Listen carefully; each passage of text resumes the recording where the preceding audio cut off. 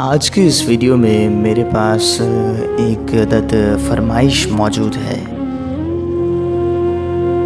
अब पता नहीं आप इन बातों को समझेंगे या नहीं, लेकिन मेरा काम चूँकि फरमाइश पूरी करना था, इसीलिए मैं उन साहब की नज़र ये चंद अशार करने लगा।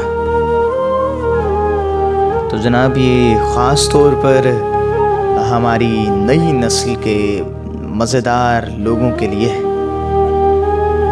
तो बड़े ध्यान से, गौर से, आराम से और प्यार से सुनिएगा। देख नफ़रत के हवालों से कहाँ समझेंगे,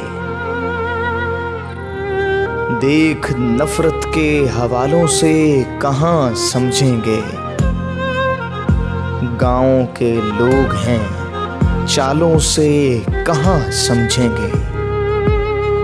ठोकरें खाकर ही समझेंगे नई नस्ल के लोग।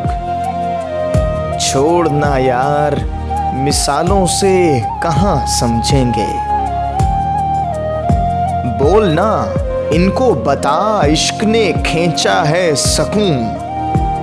लोग बिखरे हुए बालों से कहाँ समझेंगे। अब मैं आपको बता रहा हूँ कि समझ जाएं तो बेहतर है, ना समझें तो stay tuned and keep listening मालिक अली खान।